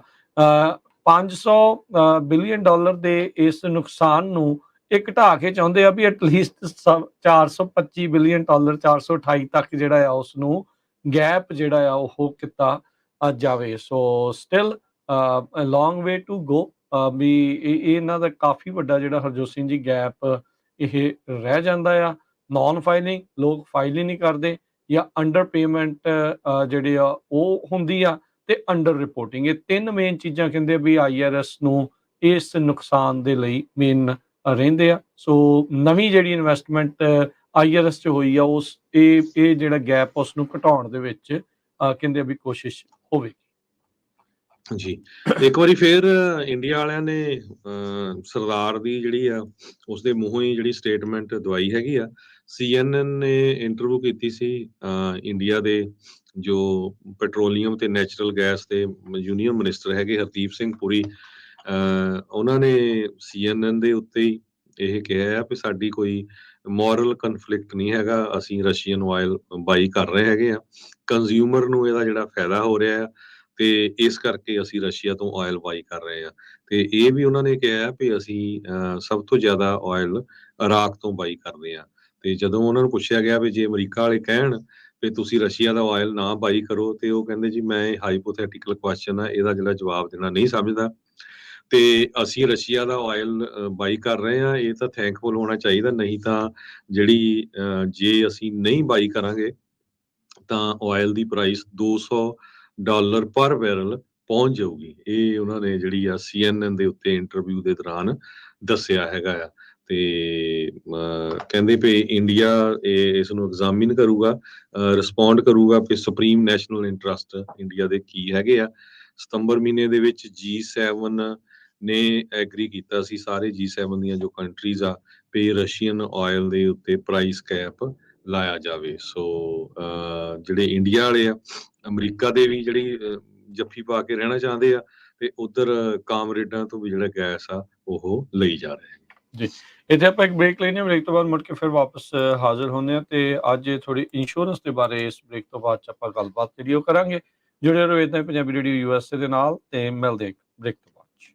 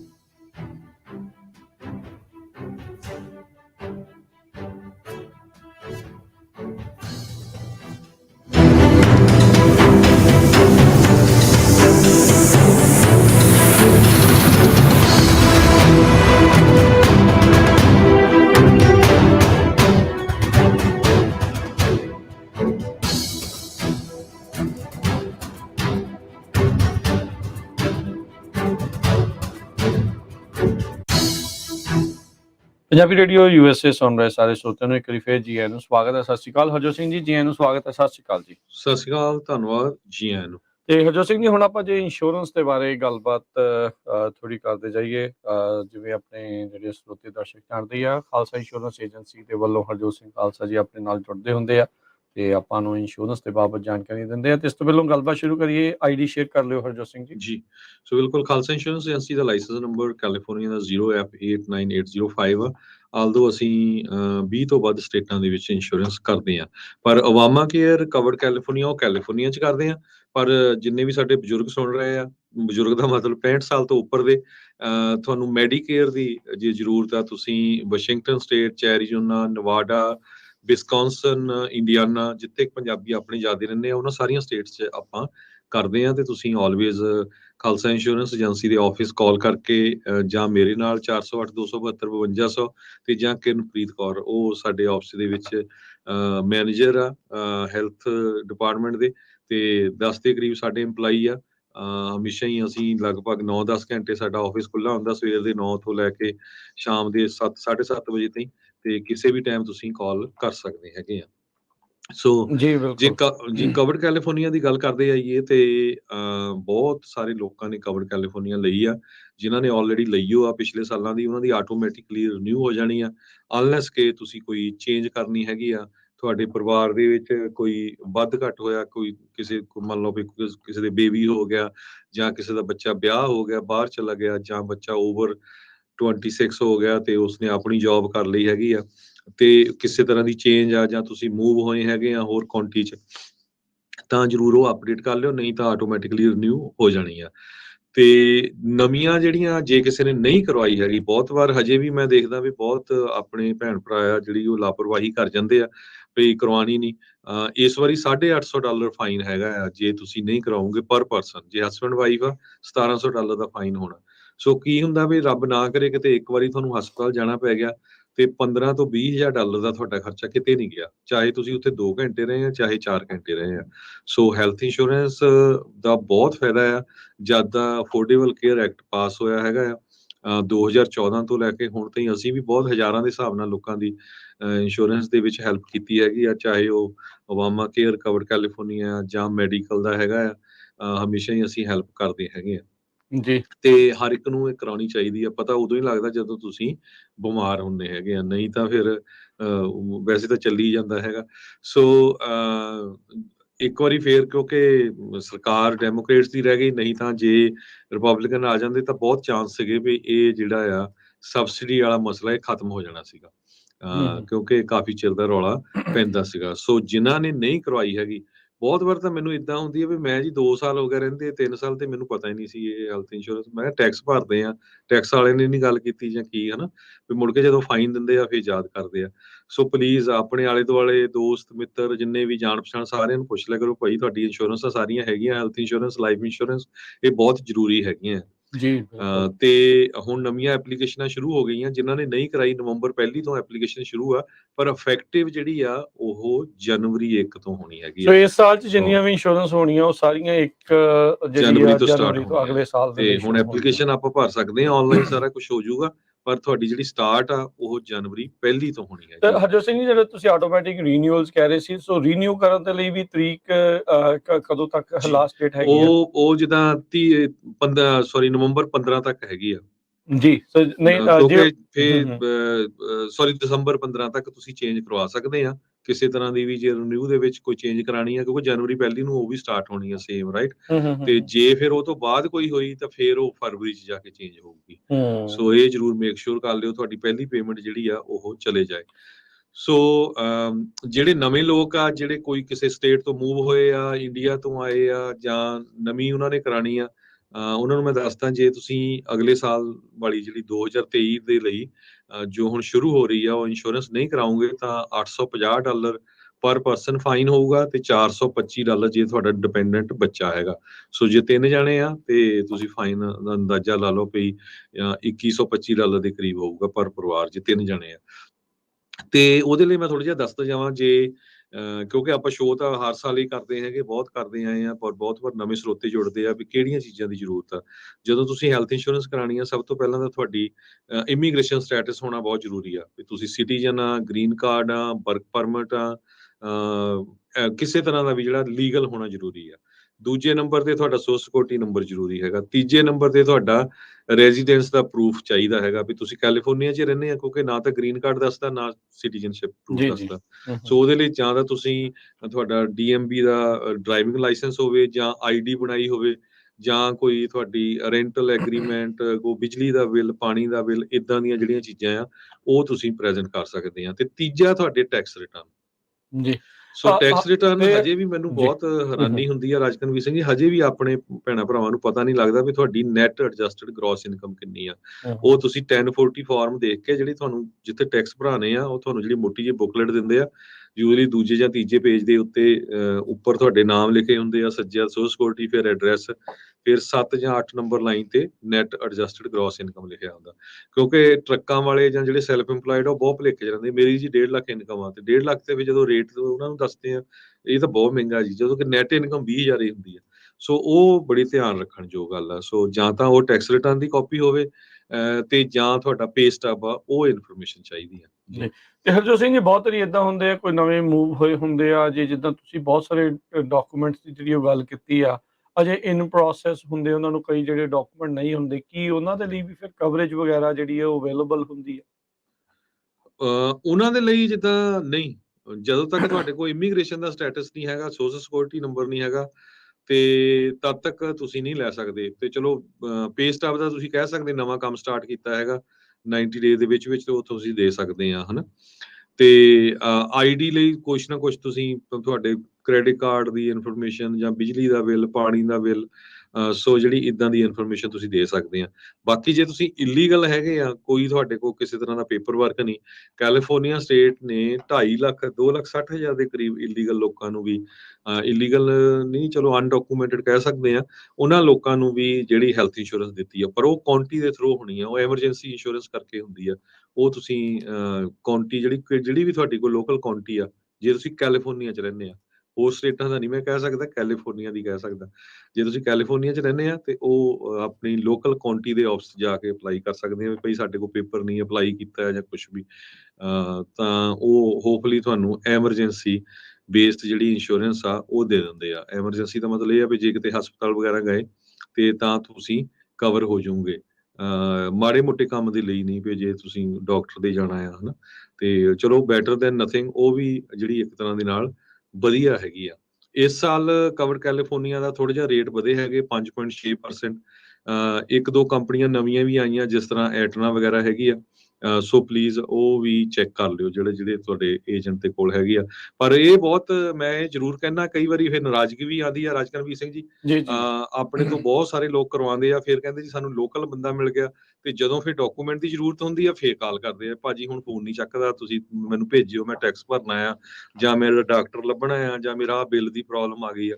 ਸੋ ਪਲੀਜ਼ ਤੁਸੀਂ ਮੇਕ ਸ਼ੋਰ ਉਹ ਕਰਿਆ ਕਰੋ, ਉਸ ਬੰਦੇ ਤੋਂ ਹੈਲਪ ਕਰਾਓ ਜਿਹੜਾ ਸਾਰਾ ਸਾਲ ਤੁਹਾਨੂੰ ਅਵੇਲੇਬਲ ਹੋਵੇ। ਕਿਉਂਕਿ ਖਾਲਸਾ ਇੰਸ਼ੋਰੈਂਸ ਏਜੰਸੀ ਅਸੀਂ ਕੱਲਾ ਮੈਡੀਕਲ ਇੰਸ਼ੋਰੈਂਸ ਨਹੀਂ ਕਰਦੇ, ਸਾਡਾ business auto insurance, home, commercial, ਹੋਰ ਲਾਈਫ। ਸਾਰਾ ਇਦਾਂ ਦਾ ਆ। ਇਹ ਹੈਲਥ ਇੰਸ਼ੋਰੈਂਸ ਤਾਂ ਇੱਕ ਤਰ੍ਹਾਂ ਨਾਲ ਅਸੀਂ ਹੈਲਪ ਦੀ ਤਰ੍ਹਾਂ ਹੀ ਸ਼ੁਰੂ ਕੀਤੀ ਸੀ, ਕਿਉਂਕਿ ਬਹੁਤ ਵਾਰ ਆਪਣੇ ਪੰਜਾਬੀ ਭੈਣ ਭਰਾਵਾਂ ਨੂੰ ਪਤਾ ਨਹੀਂ ਲੱਗਦਾ, ਨਵੇਂ ਹੁੰਦੇ ਆ, ਕਿਹੜੀ ਪਲਾਨ ਲੈਣੀ ਆ, ਕਿਹੜੀ ਕਵਰੇਜ ਲੈਣੀ ਆ, ਤਾਂ ਕਰਕੇ ਬਹੁਤ ਵਾਰ ਮੈਡੀਕਲ, ਮੇਰੇ ਖਿਆਲ ਨਾਲ ਤੁਸੀਂ ਕਿਸੇ ਵੀ ਇੰਸ਼ੋਰੈਂਸ ਏਜੰਟ ਨੂੰ ਕਾਲ ਕਰ ਲਿਓ, 99% ਚਾਂਸ ਆ ਵੀ ਜੇ ਤੁਸੀਂ ਮੈਡੀਕਲ ਲਈ ਕੁਆਲੀਫਾਈ ਕਰਦੇ ਹੋ, ਤੁਹਾਡੀ ਇੰਸ਼ੋਰੈਂਸ ਨਹੀਂ ਭਰਦੇ ਹੈਗੇ, ਉਹ ਤੁਹਾਡੀ ਐਪਲੀਕੇਸ਼ਨ ਨਹੀਂ ਭਰਦੇ। ਤੇ ਅਸੀਂ ਹਮੇਸ਼ਾ, ਹਾਲਾਂਕਿ ਉਹਦੇ 'ਚ ਤੁਹਾਨੂੰ 1 ਸੈਂਟ ਵੀ ਕਿਸੇ ਤਰ੍ਹਾਂ ਦਾ ਕੋਈ ਕਮਿਸ਼ਨ ਨਹੀਂ ਮਿਲਦਾ ਹੈਗਾ, ਅਸੀਂ ਮੇਰੇ ਖਿਆਲ ਨਾਲ ਪਿਛਲੇ ਸਾਲ ਵੀ 600-700 ਦੇ ਕਰੀਬ ਐਪਲੀਕੇਸ਼ਨਾਂ ਕੱਲੇ ਮੈਡੀਕਲ ਦੀਆਂ ਭਰੀਆਂ। ਉਹਨਾਂ 'ਚ ਬਹੁਤ ਸਾਰੇ, ਕੋਈ ਗੁਰਦੁਆਰਾ ਸਾਹਿਬ ਦੇ ਗ੍ਰੰਥੀ ਸਿੰਘ ਆਏ ਆ, ਕੋਈ ਮੰਦਿਰ ਦੇ ਪੁਜਾਰੀ ਆਏ ਆ, ਕੋਈ ਹੋਰ ਕਿਸੇ ਜਿਨ੍ਹਾਂ ਦੀ ਬਹੁਤ ਲੋ ਇਨਕਮ ਹੈਗੀ ਆ, ਆਪਾਂ ਹੈਲਪ ਕਰ ਦੇਈਦੀ ਆ, ਕਿਉਂਕਿ ਨਵੇਂ ਆ ਵੀ ਚਲੋ ਕੋਈ ਨਹੀਂ, ਦੈਟਸ ਓਕੇ। ਤੇ ਸੋ ਹਮੇਸ਼ਾ ਤੁਸੀਂ ਕਾਲ ਕਰ ਸਕਦੇ ਹੋ ਖਾਲਸਾ ਇੰਸ਼ੋਰੈਂਸ ਏਜੰਸੀ, ਸਾਡਾ ਟੈਲੀਫੋਨ ਨੰਬਰ ਹੈਗਾ 408-272-2500। ਤੇ ਦੂਸਰਾ ਮੈਂ ਕਰਨਾ ਮੈਡੀਕੇਅਰ ਦਾ, ਤੇ ਸਾਡਾ ਆਫਿਸ ਮੈਡੀਕੇਅਰ ਵੀ ਕਰਦਾ। ਮੈਡੀਕੇਅਰ ਬੜਾ ਕੰਪਲਿਕੇਟਡ ਇਸ਼ੂ ਹੈਗਾ, ਜਦੋਂ ਤੁਸੀਂ 65 ਸਾਲਾਂ ਦੇ ਹੋ ਜਾਂਦੇ, ਉਹ ਤੋਂ ਬਾਅਦ ਟੋਟਲੀ ਸਿਨੈਰੀਓ ਚੇਂਜ ਹੋ ਜਾਂਦਾ। ਤੁਹਾਨੂੰ ਮੈਡੀਕੇਅਰ ਮਿਲਦਾ, ਉਹ 'ਚ ਪਾਰਟ ਏ ਆ, ਪਾਰਟ ਬੀ ਆ, ਪਾਰਟ ਸੀ 'ਚ ਕੀ ਲੈਣਾ, ਪਾਰਟ ਡੀ 'ਚ ਕੀ ਲੈਣਾ, ਉਹ ਪਤਾ ਨਹੀਂ ਲੱਗਦਾ, ਬਹੁਤ ਕਾਰਡ ਹੁੰਦੇ ਆ। ਸੋ ਉਹਦੇ ਲਈ ਵੀ ਜੇ ਤੁਸੀਂ ਅਪਲਾਈ ਕਰਨਾ ਪੇਟੈਂਟਾਂ ਦੀ ਹੋ ਰਹੇ 90 ਦਿਨ ਪਹਿਲਾਂ ਅਪਲਾਈ ਕਰ ਸਕਦੇ ਆ ਤੇ ਤੁਸੀਂ ਸਾਡੇ ਆਫਿਸ ਕਾਲ ਕਰ ਸਕਦੇ ਆ ਤੇ ਅਸੀਂ ਬ੍ਰੋਕਰ ਆ, ਅਸੀਂ ਕਈ ਕੰਪਨੀਆਂ ਨਾਲ ਕਰਦੇ ਆ ਕਿਉਂਕਿ ਬਹੁਤ ਵਾਰ ਕੀ ਆ ਵੀ ਕੋਈ ਹੁੰਦਾ ਏਜੰਟ, ਉਹ ਇੱਕ ਹੀ ਕੰਪਨੀ ਨਾਲ ਲੱਗਾ, ਉਹੀ ਪ੍ਰੋਡਕਟ ਦਿੰਦਾ। ਸੋ ਇਹਨਾਂ ਦੇ ਵਿੱਚ ਕੀ ਹੁੰਦਾ ਵੀ ਜੇ ਤੁਸੀਂ ਸਪਲੀਮੈਂਟ ਇੰਸ਼ੋਰੈਂਸ ਲੈਣੇ, ਕਈ ਵਾਰ ਕਈ ਕਾਉਂਟਰੀਜ਼ ਦੇ ਵਿੱਚ ਉਹਨਾਂ ਦਾ ਪ੍ਰੀਮੀਅਮ ਬੜਾ ਘੱਟ ਹੁੰਦਾ, ਡਿਡਕਟੀਬਲ 0 ਹੁੰਦਾ, ਜਾਂ ਕਿਸੇ ਕਾਉਂਟੀ 'ਚ ਕੋਈ ਜਿਹੜਾ ਇੰਸ਼ੋਰੈਂਸ ਆ ਉਹਨਾਂ ਦੀ ਕਵਰੇਜ ਬੈਟਰ ਆ। ਸੋ ਬਹੁਤ ਸਾਰੀਆਂ ਕੰਪਨੀਆਂ ਆ, ਕਾਫੀ ਜਿਹੜਾ ਆ ਕੰਪਲਿਕੇਟਡ ਕੰਮ ਹੈਗਾ ਆ। ਤੇ ਪਾਰਟ ਏ 'ਚ ਹਸਪੀਟਲ ਕਵਰੇਜ ਹੁੰਦਾ, ਪਾਰਟ ਬੀ 'ਚ ਮੈਡੀਕਲ ਇੰਸ਼ੋਰੈਂਸ ਜਿਹੜੀ ਹੁੰਦੀ ਹੈ ਡਾਕਟਰਸ ਵਗੈਰਾ ਦੇ ਲਈ, ਫਿਰ ਤੁਹਾਨੂੰ ਸਪਲੀਮੈਂਟ ਮੈਡੀਕਲ ਗੈਪ ਇੰਸ਼ੋਰੈਂਸ ਲੈਣੀ ਆ, ਜਾਂ ਪਾਰਟ ਸੀ ਦਵਾਈਆਂ ਦੀ ਲੈਣੀ ਆ। ਪਾਰਟ ਸੀ ਜਿਹੜਾ ਹੈਗਾ ਬੈਨੀਫਿਟਸ ਹੋਰ ਜਿਹੜੇ ਏ ਤਾਂ ਬੀ 'ਚ ਨਹੀਂ ਕਵਰ ਹੁੰਦੇ, ਡੈਂਟਲ ਵਿਜ਼ਨ ਵਗੈਰਾ, ਹੀਅਰਿੰਗ ਦਾ। ਪਾਰਟ ਡੀ 'ਚ ਡਰੱਗ ਕਵਰੇਜ ਹੁੰਦੀ ਆ। ਸੋ ਕਾਫੀ ਇਸ਼ੂਜ਼ ਹੁੰਦੇ ਆ। ਸੋ ਜਿਹੜੇ ਵੀ ਲੋਕ 65 ਸਾਲਾਂ ਦੇ ਹੋ ਗਏ ਆ ਜਾਂ ਹੋਣ ਵਾਲੇ ਆ, ਉਹ ਵੀ ਜ਼ਰੂਰ ਤੁਸੀਂ ਕਾਲ ਕਰ ਲਿਓ ਕਿਉਂਕਿ ਉਹਨਾਂ ਦੇ ਵੀ ਰਿਨਿਊਅਲ ਦਾ ਟਾਈਮ ਇਸੇ ਟਾਈਮ ਹੁੰਦਾ ਹੈਗਾ। ਚੈੱਕ ਕਰ ਲਿਓ ਜੇ ਤੁਹਾਡੀ ਸਪਲੀਮੈਂਟਲ ਇੰਸ਼ੋਰੈਂਸ ਹੈਗੀ ਆ ਤੇ ਤੁਸੀਂ ਕਾਲ ਕਰ ਸਕਦੇ ਹੋ, ਮੇਰੇ ਨਾਲ ਗੱਲ ਕਰ ਸਕਦੇ ਹੋ ਹਰਜੋਤ ਸਿੰਘ ਨਾਲ, ਜਾਂ ਮੇਰੇ ਆਫਿਸ ਦੇ ਵਿੱਚ ਜਿਹੜੇ ਮੈਡੀਕੇਅਰ ਦਾ ਮੇਨ ਕੰਮ ਕਰਦੇ ਆ ਕਿਰਨਪ੍ਰੀਤ ਕੌਰ, ਉਹ ਤੁਸੀਂ ਕਾਲ ਕਰਕੇ ਪੁੱਛ ਸਕਦੇ ਹੋ। ਤੇ ਸਾਡਾ ਟੈਲੀਫੋਨ ਨੰਬਰ ਹੈਗਾ 408 272 2500 408 272 2500। ਇੱਕ ਵਾਰੀ ਫੇਰ ਦੱਸਦੇ ਜਾਈਏ, ਓਬਾਮਾ ਕੇਅਰ ਕਵਰਡ ਕੈਲੀਫੋਰਨੀਆ ਸਿਰਫ ਕੈਲੀਫੋਰਨੀਆ 'ਚ ਕਰਦੇ ਆ, ਤੇ ਮੈਡੀਕੇਅਰ ਜਿਹੜਾ ਆ ਉਹ ਅਸੀਂ Washington state, Arizona, Nevada, California, Wisconsin, Indiana ਤੇ ਹੋਰ ਵੀ ਅਸੀਂ ਕਈ ਸਟੇਟਸ ਲਾਇਸੈਂਸ ਹੈਗੇ ਆ। ਕਾਲ ਕਰਕੇ ਜਰੂਰ ਪੁੱਛ ਲਿਓ ਕਿ ਤੁਹਾਨੂੰ ਅਸੀਂ ਦੱਸ ਦਾਂਗੇ ਜੀ। ਸੋ ਨੰਬਰ ਇਹਨਾਂ ਦਾ 408 272 2500 408 272 2500। ਇਸ ਨੰਬਰ ਦੇ ਉੱਤੇ ਕਾਲ ਕਰਕੇ ਤੇ ਇਹਨਾਂ ਦੇ ਕੋਲੋਂ ਤੁਸੀਂ ਜਿਹੜਾ ਜੀ ਉਹ ਪੁੱਛ ਸਕਦੇ ਆ, ਕਿਸੇ ਵੀ ਤਰੀਕੇ ਦੀ ਇੰਸ਼ੋਰੈਂਸ ਬਾਰੇ ਜਾਣਕਾਰੀ ਤੁਸੀਂ ਉਹ ਪ੍ਰਾਪਤ ਜੀ। ਕਰ ਸਕਦੇ ਆ। ਸੋ ਬਹੁਤ ਵਾਰੀ ਕੀ ਹੁੰਦਾ ਵੈਸਟਰਨ ਸਿੰਘ ਜੀ, ਇੱਕ ਬੜੀ ਧਿਆਨ ਕਰਨ ਜੋ ਗੱਲ ਹੈਗੀ ਆ, ਜਦੋਂ ਤੁਸੀਂ 65 ਸਾਲਾਂ ਦੇ ਹੋ ਜਾਂਦੇ ਉਹ ਤੋਂ 90 ਦਿਨ ਪਹਿਲਾਂ ਤੁਹਾਨੂੰ ਸੋਸ਼ਲ ਸਿਕਿਉਰਿਟੀ ਆਫਿਸ ਤੋਂ ਚਿੱਠੀ ਆਉਂਦੀ ਆ। ਤੇ ਜੀ ਅਨਫੋਰਚੂਨੇਟ ਪਾਰਟ ਇਹ ਆ ਵੀ ਪੰਜਾਬੀ ਆਪਣੀਆਂ ਚਿੱਠੀਆਂ ਖੋਲਣ 'ਚ ਯਕੀਨ ਨਹੀਂ ਰੱਖਦੇ, ਮੈਜੋਰਟੀ 'ਚ ਉਹੀ ਸਿੱਟ ਦਿੰਦੇ ਘਰ ਵਿੱਚ। ਤੇ ਜੇ ਤੁਸੀਂ ਟਾਈਮ ਸਿਰ ਉਹ ਨਹੀਂ ਕਰਵਾਉਣੇ ਤੇ ਤੁਹਾਨੂੰ ਫਾਈਨ ਬਹੁਤ ਦੇਣਾ ਪੈਂਦਾ। ਤੇ ਮੇਰੇ ਕੋਲ ਇਦਾਂ ਦੇ ਵੀ ਕਈ ਲੋਕ ਆਏ ਆ ਪਿਛਲੇ ਸਾਲ ਜਿਨ੍ਹਾਂ ਨੂੰ $3,000 ਫਾਈਨ ਦੇਣਾ ਪਿਆ ਵੀ ਉਹਨੇ ਰਿਸਪੌਂਡ ਨਹੀਂ ਕੀਤਾ, ਹਾਲਾਂਕਿ ਉਹਨਾਂ ਦੀ ਇੰਸ਼ੋਰੈਂਸ ਚੱਲਦੀ। ਕਈ ਵਾਰੀ ਕੀ ਹੁੰਦਾ ਵੀ ਜੇ 65 ਸਾਲਾਂ ਦੇ ਉੱਪਰ ਵੀ ਤੁਸੀਂ ਹੋ ਗਏ ਆ, 17 ਸਾਲਾਂ ਦੇ ਤੁਹਾਨੂੰ ਕੰਮ ਤੋਂ ਚੱਲਦੀ ਆ, ਦੈਟਸ ਓਕੇ, ਪਰ ਸਟਿਲ ਤੁਹਾਨੂੰ ਦੱਸਣਾ ਪੈਂਦਾ ਉਹਨਾਂ ਨੂੰ ਵੀ ਹਾਂ ਮੇਰੀ ਚੱਲ ਰਹੀ ਹੈਗੀ ਆ। ਤੇ ਕਈ ਵਾਰ ਇੰਡੀਆ ਚਲੇ ਜਾਂਦੇ ਆ ਵਾਪਸ, ਸੋ ਕਾਫੀ ਮੈਸਅਪ ਹੁੰਦਾ। ਸੋ ਪਲੀਜ਼ ਕਾਲ ਜ਼ਰੂਰ ਕਰ ਲਿਆ ਕਰੋ, ਕਾਲ ਦਾ ਕੋਈ ਚਾਰਜ ਨਹੀਂ ਹੁੰਦਾ ਹੈਗਾ, ਅਸੀਂ ਕੋਈ ਪੈਸੇ ਨਹੀਂ ਚਾਰਜ ਕਰਦੇ ਕਾਲ ਵਿੱਚ, ਜਿੱਦਾਂ ਕੋਈ ਕੰਸਲਟਿੰਗ, ਕੋਈ ਵਕੀਲ ਦਾ ਆਫਿਸ ਨਹੀਂ ਹੈਗਾ, ਤੇ ਤੁਹਾਨੂੰ ਸਹੀ ਜਿਹੜੀ ਇਨਫੋਰਮੇਸ਼ਨ ਆ ਉਹ ਦੱਸ ਦਾਂਗੇ ਜੀ। ਤੇ ਹੁਣ ਲੈਂਦੇ ਆ ਜੀ ਇਜਾਜ਼ਤ, ਫਿਰ ਮਿਹਰਬਾਨੀ ਹਰਜੋਤ ਸਿੰਘ ਜੀ, ਮਿਲਦੇ ਹਾਂ ਅਗਲੀ ਵਾਰ। ਸਤਿ ਸ਼੍ਰੀ ਅਕਾਲ ਜੀ। ਸਤਿ ਸ਼੍ਰੀ ਅਕਾਲ। ਜੀ।